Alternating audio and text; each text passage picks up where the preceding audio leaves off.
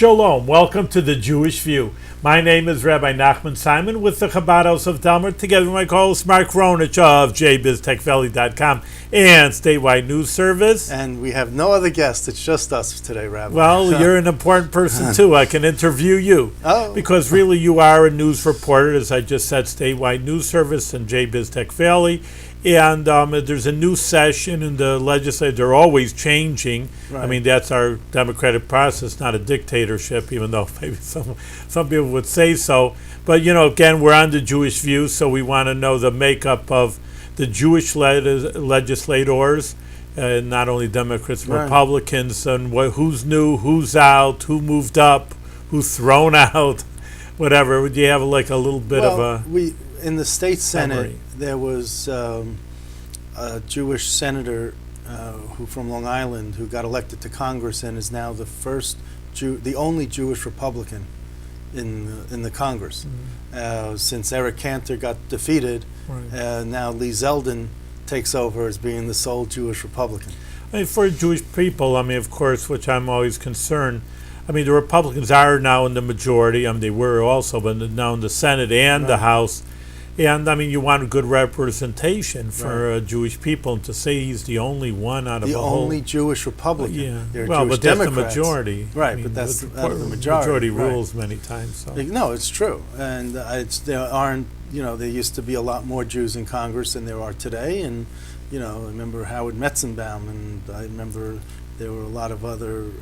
Al Franken is in the Senate. I think he's Jewish. Yeah, sure. Well, why is that? Why do you think their numbers are going down? I just don't think Jews are interested in running for office. I don't think that when you look at what might be considered a Jewish seat, you don't often find the Jewish candidate running. In typical on Long Island, for example, you don't find Jews are not being defeated. They're just not in the mix. Let me ask you. I think they somehow like to be behind the scenes.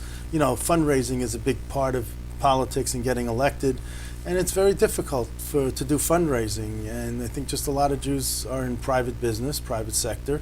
They got to keep their businesses going, and I just think that they're focused on that as opposed to being in public service. I know a few of the, I know the assemblymen, and many of them are Jewish right here in Albany. I mean, not the Albanians, but obviously they have to, the capital's here in Albany, that's what I say.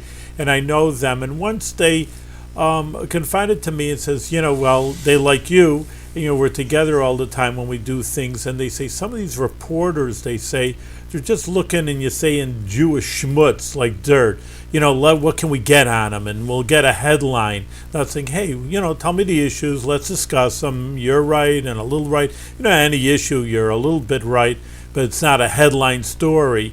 And they confided, they say, is, people, they come in to us, so maybe that's who wants to be scrutinized. I mean, for a businessman, you do your job and no one's, no reporters on your back. Oh, how you making the business? I mean, maybe the government maybe wants, but you have to be really low to have the government on your back. And, who wants that? Yeah, I mean, if you're making a good living, they're not making such a good living anyway, so you're not doing it for the money. In the state legislature, we lost, there were several Jewish members who've retired, and Rhoda Jacobs, and that seat was replaced by a black woman.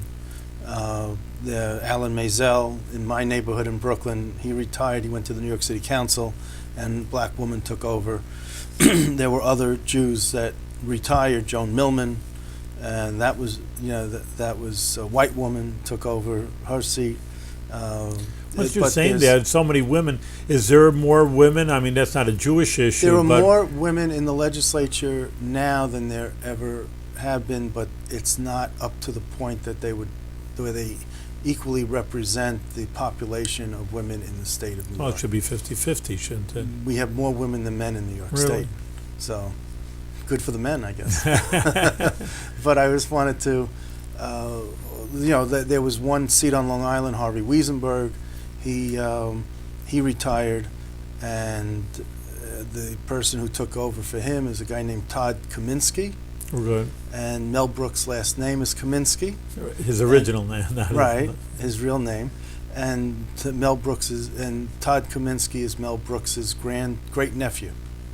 So there's a family, relatively close family tie with with that. So who knows? Maybe we'll see Mel Brooks in Albany at some day giving the opening Visit. prayer or some I don't know, comedy. Ten Commandments or something. Because But it's interesting. Of course, we're the Jewish view, and of course, I'm an Orthodox Hasidic Jew. But more and more, they are getting more representation. yes, we have 5 observant Jewish members of the Assembly and 1 observant Jew in the Senate, which we never had in several years. I think Seymour Lackman was the last Right, I know. observant Jew that was in the Senate. So I mean, there are other Jews, but they're not observant. Jeff Klein is the head of the Senate Independent Democrats, and he's Is he still going to be independent Democrat? Do you have any inside yeah, I mean, word they'll on still that? have the Independent Democratic Conference, which is made up of 5 members of the legislature, but it won't be a strong political voice. it won't be aligned with the Senate. Republicans. It'll probably be aligned with the Democrats. Really? So there's And always these shifts. so every there'll 2 be years. shifts, but you never know when these guys will, they're loose cannons and they're independent thinkers, and I like that idea. I'm an independent thinker. People say I'm a loose cannon. I don't mind that. That's a mantra I hold high. I like my independence. So because you're not attached at the hip to someone else's wagon, then you just have to. Yeah, but do they have the political clout? Again, that's the political they do, animal that, you go in with the Well- Democrats or Republicans, you get the... Well, as you would say, Rabbi, stay tuned. Yeah. Listen, that's what I'm Yeah. saying, you're our official government reporter. So of that's the what's Jewish- going on in the All state right. legislature with the Jewish members. There's I got to tell you though that I did an analysis of the state legislature. 96% of the seats in All right, both sensible. houses of the legislature, 96% have a Jewish footprint. So if you were to have a Jewish legislators association, where you have Jews that are called Jewish legislators and non-Jews that represent a Jewish community that are called associate members, you would have 96% of the legislature involved in the Jewish Legislators Association. So All there'd right. be 4% that would be really hurt Just a by few- not being part of it. Probably So in the boonies That's right now. could be why there's there's a seat in Brooklyn, a couple of seats in Brooklyn. Really? Yeah, that How are do you not. like that? I always think in the middle of the Yeah, I know. upper state or something. But you got places that are really unknown. Felix Ortiz in Brooklyn has no Jewish people. footprint. No. That's I was saying before, you're our representative, our Jewish representative, Jewish reporter, and one of the things of the government and close to Lubavitch is the public menorahs. The Rabbi always felt that, first of all, it was legal, and the Supreme Court took a good few years and a Yep. lot of arguing in Supreme Court, literally the United States Supreme Court, to say, yes, he's right, the Hanukkah menorah is legal, Christmas trees are legal, Hanukkah menorahs are legal, and but still there's always, they don't have to, you don't have to bring it up. And I just say to our audience that we are filming right now from the Bethlehem library. We have On December 16th, the first night of Hanukkah is coming up. so just saying Tonight, that the yeah. library Right. is very nice and gracious, and we have a Christmas tree next door, but we have a nice table of display of But what Hanukkah the Supreme menorah. Court said about the tree is that it can't have a creche, because that's the Really? religious I don't symbol. know. That's what the little family and the Yeah. little booth and whatever. Yeah, I So I know don't know how that. to describe it, but there's that's on there. You can't have that, and you can't have like a cross. You can have a star, but I think, but not a cross Really? on I there. didn't know So there that. are certain religious symbols attached to the tree that you can't have. So it's basically a tree. Yeah. And people can look at the tree and interpret it the way they want. Holiday symbol, Right, kind of, and- that's what they're thinking. But in the probably. Hanukkah menorah, they just said, is a menorah. It's a symbol. It's not. I guess because Hanukkah is not in the Torah, right? Correct. And Came way Hanukkah, later. It came by right, but it's also in.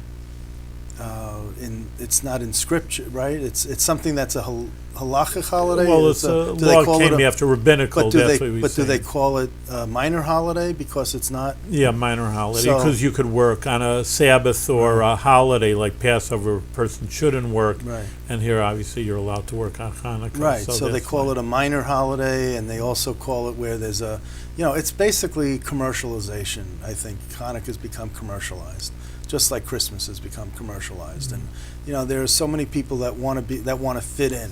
So, for example, in Gloucester, I think it's Massachusetts, they have found this article where this Jewish woman wanted to be part of the community that had a Christmas tree made out of lobster traps, because Gloucester is right on the water. It's a very I know my big wife thing. owns a home in Vinyl Haven. Everything. I had a nice Jewish boy like me. I said, "What's for dinner?" And there's nothing but lobsters in this place. Right. So we can't eat lobsters, but certainly there's a tree that's made out of lobster traps. And this woman, Phoebe Potts, decided, she's with Temple Ahavat Achim, and she decided that she would build a menorah out of lobster traps, which is ironic. But she says that she's the director of the Sylvia Cohen Religious School at the temple, and said the lobster trap menorah is a way for the small Jewish community in Gloucester to share their holiday lights with the city. So Santa kind of has this month locked up. It's his gig, but this is a way for Jewish kids in Gloucester to share in the season. All right, the holiday season. Right. So that's where. So this is a 14-foot tall, 20-foot wide menorah. It's huge. Yeah. And it's made of 22 lobster traps, 9 buoys, that buoys, like the floating buoys, that represent the candles and LED lights. It will be lit outside the temple to celebrate the first night of Hanukkah.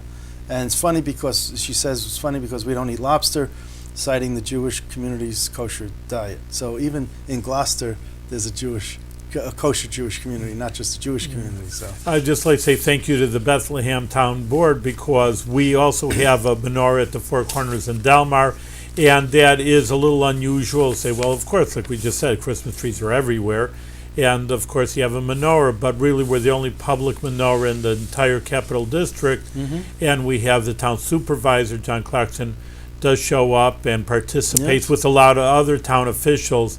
But you have an article there, say, well, I don't think that's outstanding news, but compare and contrast that to what you have bringing out to us. Yeah, I mean, in the city of Plattsburgh, where, quite frankly, there's never really been a huge Jewish community, and if anyone in Plattsburgh wants to have a Jewish community or a minyan, they go to Burlington across the lake. Lake Champlain. How far is they it go to to Burlington. No. It's about a half hour. Really, that's all? That's all it is. It's just getting across the lake, that you got to worry about. So, but Burlington has the larger Jewish community. So now there's a shliach, Rabbi Rimler, who is starting a shliach is just for people, an emissary of the Lubavitcher Rabbi to bring Judaism So to Rabbi his area. Rabbi Avraham Rimler of the Chabad of Plattsburgh got a proposal sponsored where the city council is allowing for the first time ever the display of a public menorah to celebrate Hanukkah. And the rabbi went before the council and he shared the story of Hanukkah, when a menorah burned bright for 8 days during the Jewish people's fight against oppression in Syria, even though there was only enough oil for 1 day. And then he says that we light the candle to chase out of darkness and to make light out of darkness. So, they on December 8th, I guess, there was an article in the paper that said that the council approved it, and the city attorney said that the city cannot legally allow just one religious group to display items, but can allow for a forum or area for any group to use. So that's how they get around the legal stuff. If we just allow one, it would be afoul of the Constitution, but you could allow for a public forum for the freedom of expression. And I think that's what we have in the town square. Don't they have the tree in the Four Corners here? The tree right next to menorah. And like I said, in the Bethlehem Library, we have a table of a tree right next to a table of the menorah. So there's... she noted that the groups will display their items at their own risk as far as vandalism. So that was on December. That was Becky Casper, who's one of the councilwomen in the town. It's an all-Democratic council. There's no Republicans on the city council in Plattsburgh. Really? Yeah. So anyway, it's kind of like Albany. But anyhow, so this article came out December 8th on a Monday, And by December 10th, 2 days later, there was another article where the mayor for the city of Plattsburgh, James Calnon, C-A-L-N-O-N, said he will not participate in the lighting of a menorah in Trinity Park. What's this one? And they called it Trinity. That's where they go. It's interesting that they call it Trinity Park when we all know what the Trinity is, and I just don't understand how that's not a religious connotation in and of itself. Well, what's for his Christians. reason? What's the mayor's reason for not participating? Well, Callan was invited by Rabbi Rimler and to light the shamus, the head candle, and Callan said that although he was honored to be asked by Rimler to light the menorah, he must respectfully decline. I certainly do support the free expression of religion and in particular messages that stress peace in this holiday season. He went on to say that several U.S. presidents have participated in menorah lightings in Washington, D.C. The question of what constitutes an endorsement of a religion is decided as the Supreme Court has held, if it appears to be a reasonable person that support is being given. As mayor, my presence at a religious event, not a part of my normal life, could give a reasonable person the impression that the event has the city's endorsement. So for that reason, I will not be participating in the menorah lighting. So I don't know. I mean, and then Rabbi Rimler happened to call me to find out who the senator and the assemblyman were for the area. I gave him the names, and there happened to be women in the Senate and the Assembly representing Plattsburgh. So, hopefully one of them will come up.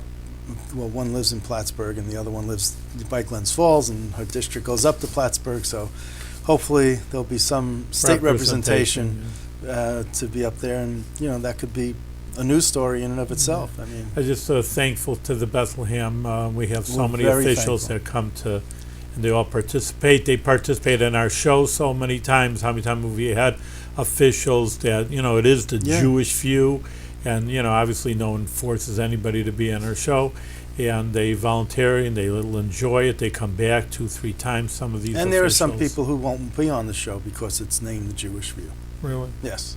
So, but those are, they're not here. They're not on the show, so people don't know whether, the people. Why they're not here. Yeah, the public doesn't know that they're not here because they just don't see them. But no, there are people who don't want to be tied in with the Jewish view. Could it be the View? Well, that's taken. Barbara Walters has the View. Take over from her. So I just wanted to. But I also had an interesting, All right, good. something interesting for Hanukkah that Maybe this pick it woman. up. Can they see it? No, this woman. There's a website called esty.com, E-S-T-Y, and this woman came up with utilizing a toy dinosaur called a menorah, and she converted it into a menorahsaurus. That's a good one. I don't know if anyone could see this, but this is the menorahsaurus, and straight back over here. All right. And it has the head candle is on the head of the dinosaur. On a side note, though, but that's a kosher. As long as it's in a straight line, it looks like maybe it's a little off, but as long as it's a straight line. See, it's a side note, but I think it's a very important note for people. A lot of people think that Judaism is very straightforward. You can't eat anything but a matzah ball and a gefilte fish, and you have to wear these clothes. Of course, I wear black a lot of times, but I have other suits also. Never saw you wear a light-colored suit. Yeah, once in a while I do. Yeah, there's no law against that, but people feel it's very confining. Well, it's slimming. Black is slimming. Yeah. Well, it's confining, and people say, "Well, I want to express myself." Either there are books like My Name is Usher Lev. I cannot be an artist, and I cannot be a musician, or I'll just play Fiddler on the Roof. You give me 2 songs to play, and that really isn't true. That's why I say it's very important that people say they can participate in a Torah and mitzvah's life and a Judaic life, and they could be creative also. Like here, you see, you can light a menorah, so it doesn't have to be your old $2 tin menorah all the time. You can be creative. You can color it. We have kids coloring the menorah, and surely with music. So here's a gold sprayed menorahsaurus on a stand, and it's a toy dinosaur, plastic toy dinosaur that probably costs a few pennies, made in China, I bet. And dinosaurs in China. And the menorah straight line. the candle holders on the spine there I don't know, can't be more than a few pennies or a few bucks here or there, Yeah. right, to put on. Guess what this is selling for? I don't know. This is what's the show of my price? Yeah, prices are, prices are. Guess how much this is selling for? $4.99. $85. Oh man. $85. So now it really is worth to be a good artist. $85. It should be real gold for $85. Yeah. Well, that's why I say you can make money even in. Oh, no, there is a lot of art, and it is true. There is a lot of art, and it But I think does cost a lot of money. kids would love this type Yeah. of thing, and if Get you excited about it. Yeah, I mean, again, because it's that's what fun. I say. Yeah, fun. The Torah is fun. It actually was very nice. What Lubavitch does many times. We go to the Home Depot places, and kids make their own menorah, and that's even cheaper. I mean, you take a wood block and you Right. paint it, and hey, Right. it's your own thing. Like you say, how much does it really cost? Right. A piece of wood and And a they sell for few $85. candles. I don't know if they're going to Yeah, sell yeah. a kid's menorah for $85. well, they did. I mean, that's what it's up on SD.com for. Well, It's this is a little professional one. It's not just a 10-year-old kid putting together. But all right. You know this a 10-year-old didn't do this? Maybe. A little more professional. Uh-huh. But again, So- that's something for you, right, to get the kids participating. Yes. We have on Rosh Hashanah, New Year, when you have a blow to shofar, so you see the cantor get up there, or someone gets up there, and everybody just sits there listening. And then again, we take what it is a shofar is a ram's horn, and it doesn't come like a perfect shofar. You have to drill a hole in a mouthpiece and shine it up. And we say, okay, kids, you could do that too. And you got to clean out the middle. Clean out the marrow. The marrow, yeah. the core. Yeah, so again, that makes the kids feel, hey, it's my own look. This is my shofar, not some rabbi up on stage, and, doing his own thing. It's mine, or it's my menorah, not that I bought it. So I just think that's once you say it's a cute idea with what's Menorahsaurus? Yeah. But on the other hand, people themselves can be creative. Do your own thing if you think of some ways to be artistic, or like I say, music also. You have a nice poem, write a poem, music. I mean, it really is. And then it becomes it's your own, not just say, well, here it is, mechanical. Make your own recipes. There's so many of these kosher recipes, so you can't have pork. But nowadays, Mark and I went to Kosher Fest. Fake and bacon. Yeah, we went to Kosher Fest in the Meadowlands, and people saying, hey, I want my, kosher, but I want my bacon. I was just going to say, well, you can't have bacon, so I want my bacon. So here's fake and bacon. I mean, it's a real product. From Jack's Gourmet. Yeah. So that's what I'm saying. It's a side idea, but Yeah. I think it's an important idea that people don't have to be stifled with food Right. and artistic feelings or poetry, that they can all feel their own And speaking of expression. food, Oh yeah, Albany has a new kosher restaurant. All right, good. We've had 4 incarnations of kosher restaurants prior to this, but this one really is the most substantial one that we've had, and it really looks solid, and it's phenomenal. It's called Terra, and it's on Washington Avenue, close to Henry Johnson Boulevard, near Lark Street also, but it's closer to Henry Johnson. It's next door to New Scotland Antiques, and it's near some other restaurants, an India restaurant and Well, they some hope Mexican they make a restaurant business anyway is a So- very high risk business. Right, so they're modeling it as a good restaurant, a very good restaurant that just happens to be kosher. So it's dairy restaurant. It's called Pescatarian. It's fish and dairy and Chalav Yisrael, and they make wood-fired pizzas, and they have fish. I mean, it's just really gourmet stuff. I mean, they got a great chef, and it's all the top-of-the-line kosher, not just regular, everyday kosher. But they really are the strictest of the strict. You can't imagine. And a lot of the Chabad folks are flocking to the place. Yeah, no, I've been there, and it is And what very did you good. think? Yeah? It is excellent. Again, that is the formula, especially for Albany, and maybe if you're in New York City, you can say, well, this is the kosher crowd and call it a kosher name. It's something like that, Mendel's Kosher. You can obviously make a living. In Albany, just with the Jewish crowd or the kosher crowd, you probably wouldn't make a good business, so you have to make it good where maybe someone who's not even Jewish would say, hey, this is a decent restaurant. No, and there are a lot of non-Jews coming in. There was an Assemblyman, Angelo Santa Barbara, who we've had on the show, and he was there the other day. It's a picture of him posted on Facebook. They're snapping away the celebrity photos already.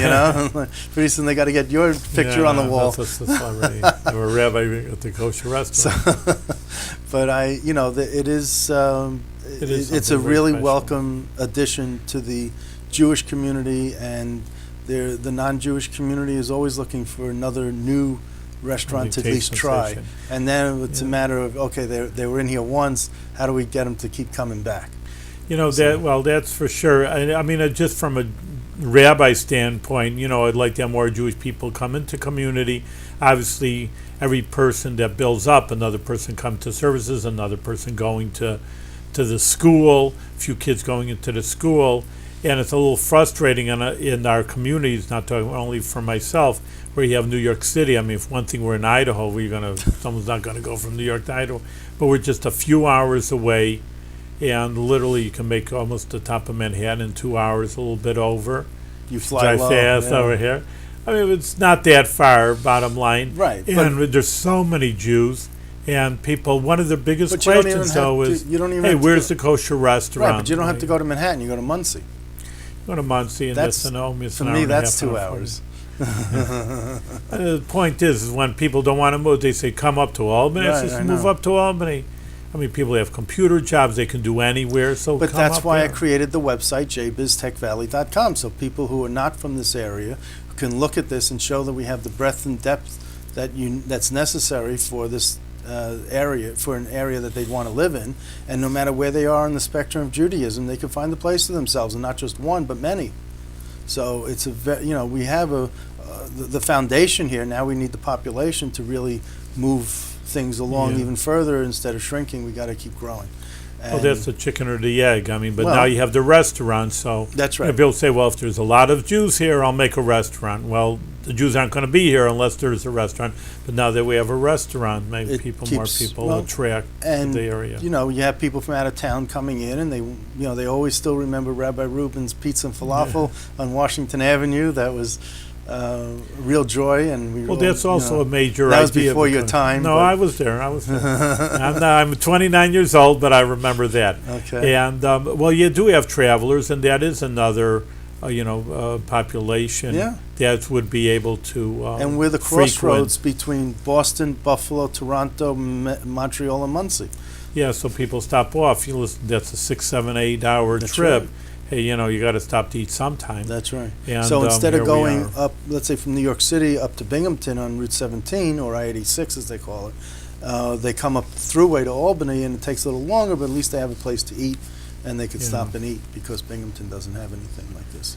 So I Excellent, just yeah. wanted to let everyone know that there's a Indian. The owner of Terra is Indian. His name's Sonny Brar, B-R-A-R, and he used to own an Indian restaurant up in Clifton Park, which he They have a closed. lot of to Indian focus on recipes this, there. and there are combining, the vegetarian We'll have to get Indian him on the restaurants, show sometime. and I'm looking forward to that. But it's a restaurant that's very busy, and he has to attend to his business, and he can't always come, When and we break want away, to. especially in the beginning when the restaurant's open. Yeah. So it really is something that hopefully we'll be able to snag him for a show at some point. Maybe So we put on a few I told him, maybe he'll bring a some few- food. Yeah. So. a cooking demonstration. Well, Mark, it's always good checking in with you. We always have so many guests. We've have almost a few hundred shows, and most of them are always with somebody else. But it's good to talk because you have a lot of information yourself about the Jewish community in the Capital District and really in New York State, Upper New York State. And thanks for being on the Okay. Jewish View and being a great co-host. Well, it's good to be here.